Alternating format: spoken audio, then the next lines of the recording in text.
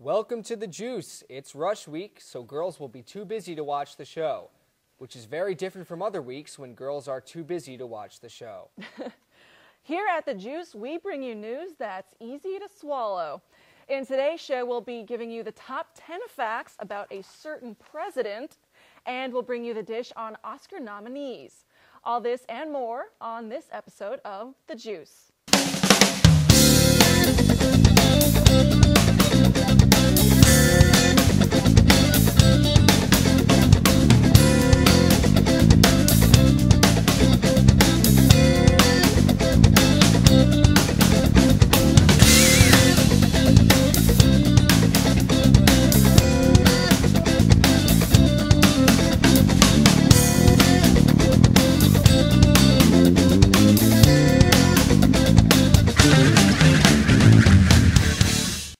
As you all know, we swore in our 44th president on January 20th.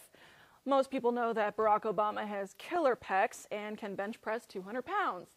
But we're going to tell you some of the things you might not know about our newest president in our next segment called The Top 10 Facts About Obama. Number 1, he promised Michelle he would quit smoking before running for president, and obviously he didn't. Number 2, he has read every Harry Potter book. Number 3, he took Michelle to see the Spike Lee film, Do the Right Thing, on their first date. That's so sweet. Number 4, he enjoys playing Scrabble and poker. All right. Number 5, he was known as Obama in high school because of his skill at basketball. Number 6, he is left-handed. All right. The 6th post-war president to be left-handed. Number 7, he can speak Spanish. Number 8, he wears $1,500 designer suits. Number 9, he has his hair cut once a week by his Chicago barber, costing $21.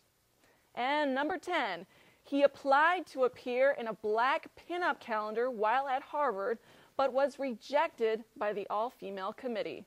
On the eve of the inauguration, several news sources announced that Vice President Dick Cheney had injured himself, that he, quote, pulled a muscle in his back while moving boxes. Now, others thought he got tired trying to get rid of all his dirty White House laundry, but that's not the point. It was released that he would be in a wheelchair for the ceremonies. However, as the inauguration progressed, it became terribly clear that the weak old man sitting in the chair was not Dick Cheney. Dr. Evil, perhaps? Maybe even the Emperor from Star Wars. We at The Juice believe it was Mr. Potter. Yes, the surly miser from It's a Wonderful Life was a stand-in, sit-in, for the outgoing vice president. Just to be sure, though, let's take a look at the video. Roll it. Yeah, that's definitely him. Up next, we have our senior correspondent on all things useless. Back from a 2-week stint in a dirty jail outside of Rio, Andrew Graham. Andrew. Hey, Mike, it's great to be back. So, how have the last 2 weeks been? Well, Mike, let me answer that question by posing another. You. Now, besides for the syphilis that traveled from my right eye from my pork sword, not bad. You get a little lonely in jail. Well, moving on from your sword made out of pork, you have done some investigating reporting on corporate slogans and now feel that these slogans, like the toys mentioned in our last segment, are corrupting our youth. Mm-hmm. Yeah, I do, Mike. Having had a lot of experience in molesting the little boys, the youth of America, I know when advertisers are out to fondle our children's minds. Xbox, Live, Wendy's, Hilton, Car Enterprises, Sperry Topsiders, American Eagle, these are all companies that we know and trust but are not familiar with when it comes to their slogans and ad campaigns. Well, time to wake up. Don't believe Uncle Graham? Well, take a look at this ad campaign from Wendy's that just drips with innuendo.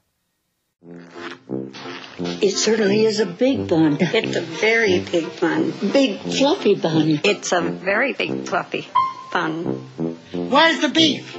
Some hamburger places give you a lot less beef on a lot of bun. Where's the beef? At Wendy's, we serve a hamburger we modestly call a single. And Wendy's single has more beef than the Whopper or Big Mac. At Wendy's, you get more beef and less bun. Hey, where's the beef? I don't think there's anybody back there. You want something better. You're Wendy's kind of people. Where's the cock? All this talk about beef and buns, what the hell are these people talking about? They're warping our children's minds. Who names their child Wendy? I think that's a made-up name. When was the last time you even met a Wendy? Mike?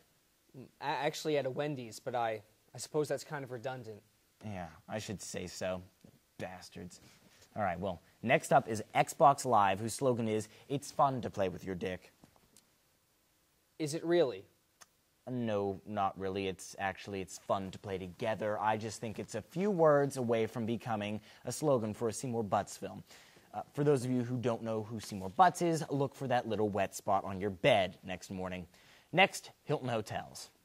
Wrong Hilton, despite the fact that a great many people have probably slept in there. There you go.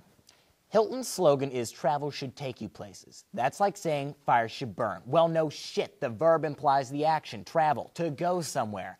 If you're not going to another place, then it wouldn't be travel, now would it? These people are telling our children that they're stupid. We don't need that in America. Now this one is just dumb. American Eagle, live your life.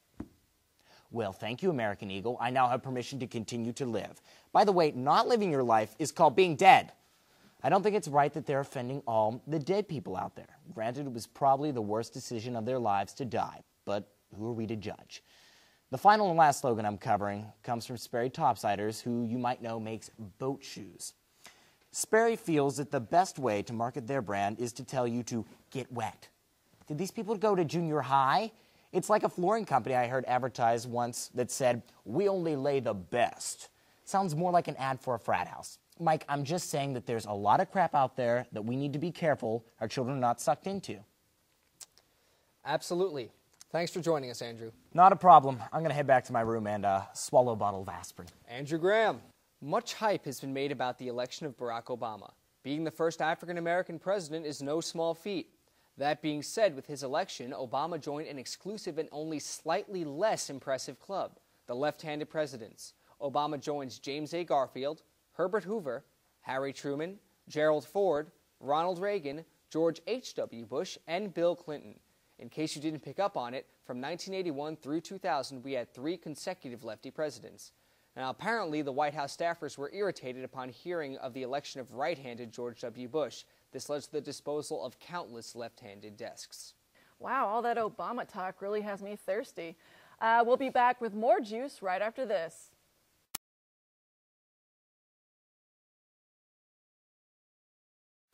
As much as I'm sure you all care about politics, we also want to bring you some of the other news, you know, the stuff that you really care about. And I'm talking, of course, about the Oscars. The Academy Award nominations were announced January 22nd, and we're going to talk a little bit about some of the highlights of the Oscar nominations in our next segment called Oscar Shenanigans. All right, let's skip the boring stuff and go straight to the good stuff. Best Actress, Best Actor, Best Picture. Okay, nominees for Best Actress are Anne Hathaway in Rachel Getting Married, Angelina Jolie in Changeling, Melissa Leo in Frozen River, Meryl Streep in Doubt, and Kate Winslet in The Reader. All right, we have Justin Tasolides here with us to talk about some of the Oscar shenanigans. Thanks, JB. Anne Hathaway, Angelina Jolie, sounds like the best menage a trois I've ever thought of in my mind on a lonely night with a bottle of Jergens and a box of tissues. Tell me how you really feel. Kate Winslet is a crazed bitch. But she's pretty hot. How is she a crazed bitch?